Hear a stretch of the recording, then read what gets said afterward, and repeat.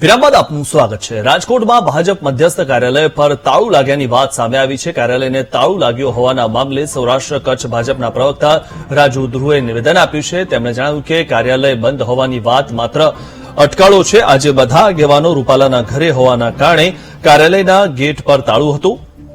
કાર્યાલયનો પાછળનો ભાગ જે બંધ જ રહેતો હોય છે અને જે ગેટને તાળું મારીએ છીએ ત્યાં મોટાભાગે વીવીઆઈપી ગતિવિધિ થતી હોય છે। કાર્યાલય હતા, કાર્યાલયથી ત્યાં રૂપાલા સાહેબને ત્યાં આવ્યા, ત્યાં આપણે બધા મળ્યા અને પછી વાત પણ થઈ કે આપણે હવે 2 વાગે જમવાનો રિસેસ પડે। બીજું કે આ બધા લોકોએ જે જોયું, જે સ્થળ દર્શાવ્યું, એકચ્યુઅલી એ ગોડાઉન વાળો વિસ્તાર છે, ત્યાં સામાન વસ્તુઓ રાખે છે। ભાજપની એન્ટ્રી આપને બધાને ખબર છે કે મેઇન એન્ટ્રી આગળના ભાગથી, પાણીના ટાંકાની બાજુથી મેઇન એન્ટ્રી છે, ત્યાંથી જ અમે બધા આવજા કરે। આપ બધા પણ ત્યાંથી જ આવો છો, એટલે આજે કદાચ કોઈ મિત્રની સહજ ચૂકને કારણે અલગ વિભાગ જ દેખાડ્યો અને 2 થી 3 વાગ્યા સુધી એક જમવાનો વિરામ પણ હોય છે।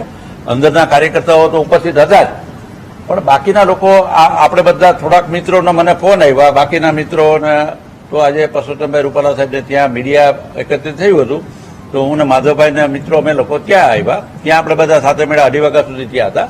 ત્યાર પછી પાર્ટીના લોકો તો અહીંયા હતા જ, એટલે કાર્યાલય બંધ હોવાની કોઈ વાતમાં તથ્ય નથી, કાર્યાલય બંધ નહોતું।